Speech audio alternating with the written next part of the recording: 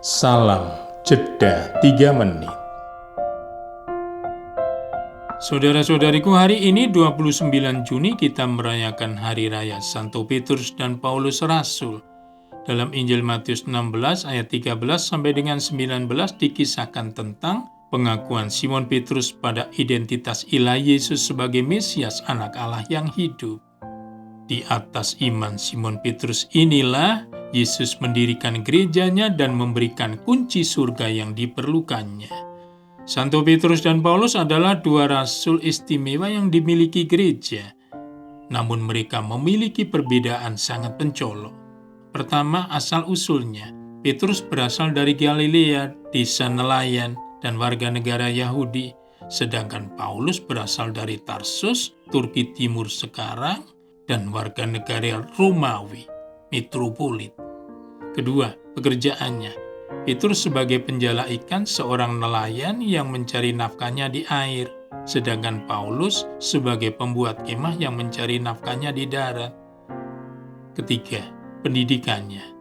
Petrus nyaris tanpa pendidikan formal sehingga cenderung berpegang pada yang tradisional adat nenek moyang mereka. Sedangkan Paulus adalah seorang ahli teologi, murid dari dosen hukum Taurat terkenal pada masa itu, yakni Gamaliel.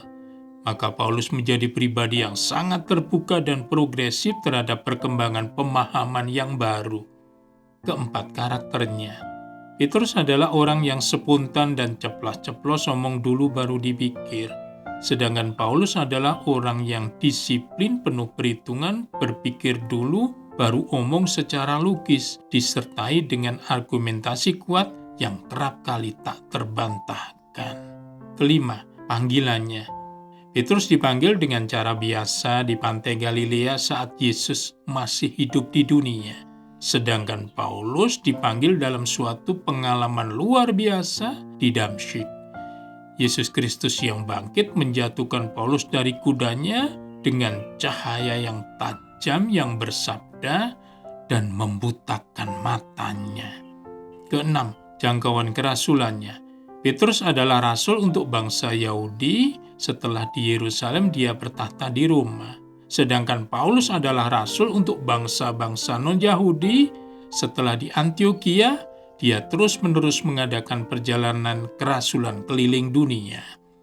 Ketujuh, Petrus dan Paulus pernah berselisih paham tentang kewajiban sunat bagi orang-orang Kristen non-Yahudi. Kisah 15:1 sampai dengan 35. Walau begitu, gereja merayakan keduanya secara bersama dalam liturgi. Mereka disatukan dalam perjuangan iman hingga sama-sama mati mempertahankan iman yang sama sebagai martir di Roma.